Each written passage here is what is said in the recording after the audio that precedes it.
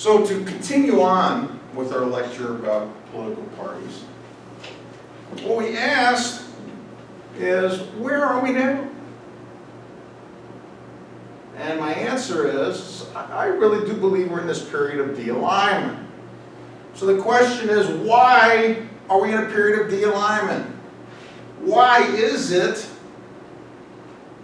that party affiliation seems to be on the decline?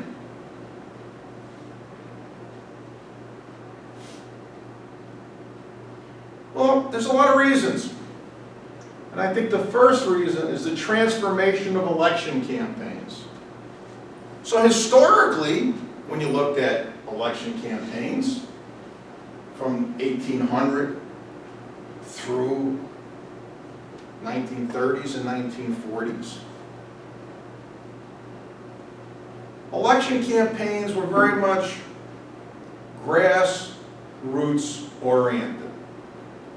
In other words, the major campaign strategy was for a candidate to come up with their positions on the issues and then to involve thousands of people in their campaign who would go door to door for them, explain to people what their candidate was about and why they should vote for them. So you needed an army of people in order to be a successful candidate.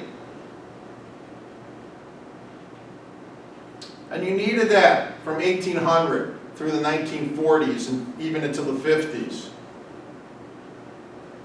But then in the 1960s, things start changing. And if you remember back to when we talked about mass media, we said that 1960s represented the advent of television dominance. Television dominance. And it transformed political campaigning in the 1980s and 90s and into the 2000s. So no longer did you need an army of volunteers that could only be provided by the Democratic Party and the Republican Party. You could take your message into the living room of every home in the country through television. So what we start having is different types of candidates. Candidates who knew how to use television, knew how to use media.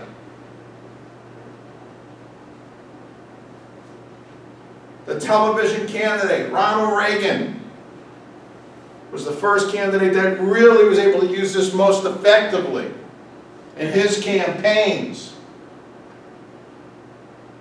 in 1980. Ronald Reagan was a trained actor.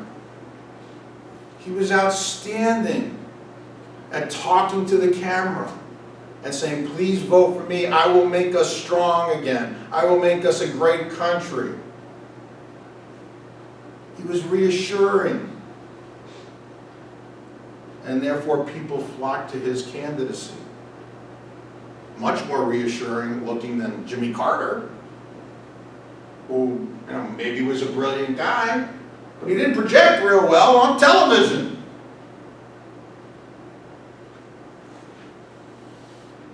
So with the transformation in campaign techniques and technology, the need for the party is diminished. And thinking back again to Ronald Reagan, you have to understand, Ronald Reagan was originally a Democrat. Then he switched to Republican Party. And he decided he wanted to run for president. And he went to the Republican Party leadership. And he said, I want to be the Republican nominee for president. And everybody laughed at him. They said, are you kidding? You've only been a Republican for about 6 years. Why the hell should we support you? We have other people who are Republicans for 50 years, 60 years. And they're more consistent with the ideology of what the Republican Party is all about. Reagan said, fine, I'm going to win. And as we said, he was a master at using television. The great communicator was his nickname. And as a result of that ability, he did win the Republican nomination and did win the presidency. So, the transformation of election campaigns from grassroots to mass media has a major impact on diminishing the importance of political parties. Secondly, the nomination process changes.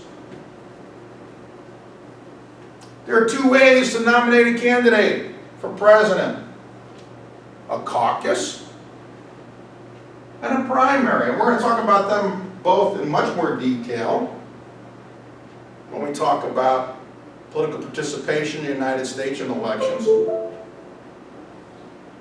But what you need to know is that a caucus is a gathering of party regulars. And it's the party regulars that choose the nominee. A primary allows for a general election of all registered voters who know less about the candidates and their backgrounds and their commitment and their ideology to the party. Well, to give you an example of what happens, in 1968, there were only 15 primary states in the United States. 15 out of the 50. But by 2000, 38 states out of 50 had primaries. Meaning that the average person who knows a lot less and is more susceptible to mass media is making the decision on who a party nominee should be.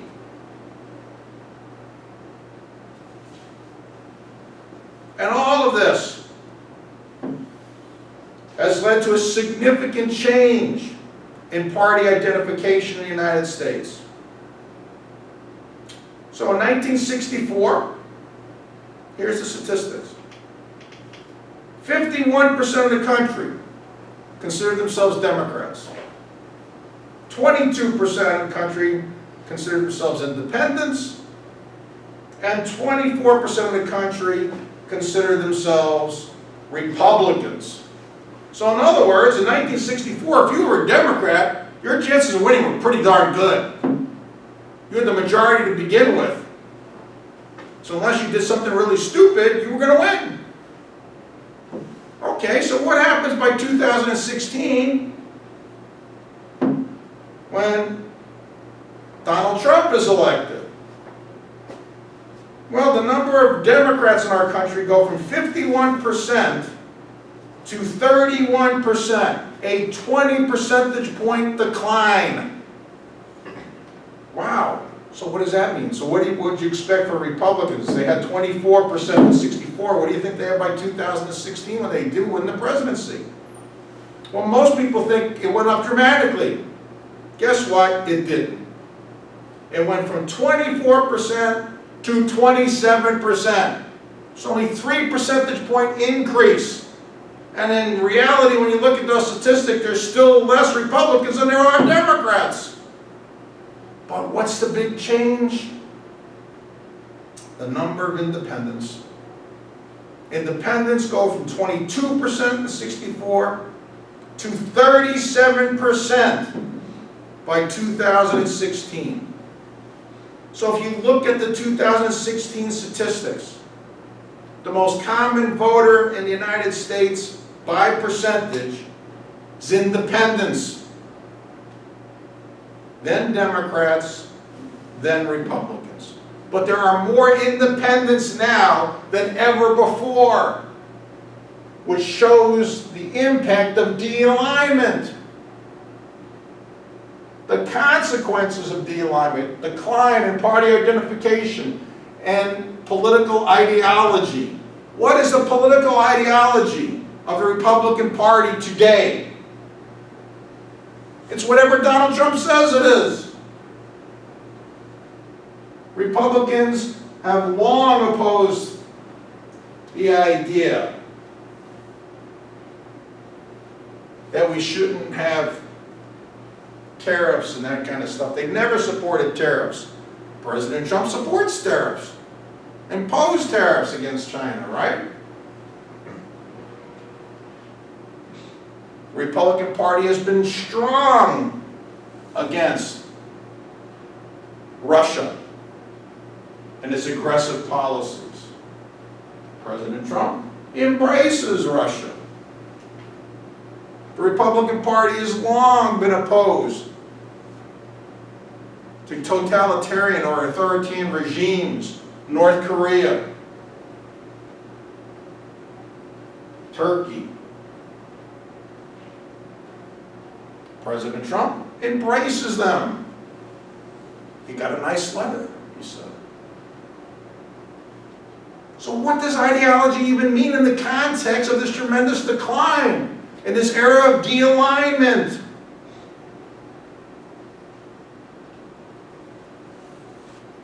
Well, clearly the decline of coherent ideology. I mean, think about it from another context. Donald Trump, the Republican President of the United States.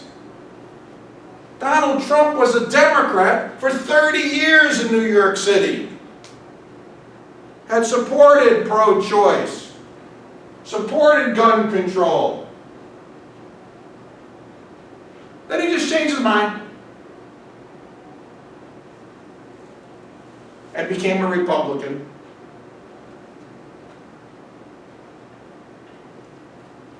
Through the Republican Party in turmoil, Republicans were saying anybody but Trump. Mitch McConnell hated Trump, now all of a sudden he loves him. Lindsey Graham hated Trump, now all of a sudden he loves him. On the Democratic side, same kind of chaos. Bernie Sanders. Who the heck is Bernie Sanders? Running for the Democratic nominee for president. Never won an election as a Democrat. He was a socialist. What does that mean for coherent political ideology when you have those kinds of developments? So what are the consequences of this decline of party? Well, the decline in party identification. Divided government, meaning one party has the presidency, the other party has Congress. We've had more divided government in terms of election outcomes in the last 30 years than we've had over the last 100. Media candidates, Ronald Reagan, Donald Trump. A less stable electorate because of this decline in ideology. We don't give our government a chance to work. If something goes bad, that's it, get rid of the bums. It's not like, hey, we believe in their ideology. Eventually this will work out. More independent candidates like Trump and Sanders. The greater influence of short-term events on election outcomes. And the increase in split-ticket voting, where you vote for one party for the president and a different party for Congress. And we'll end here for now.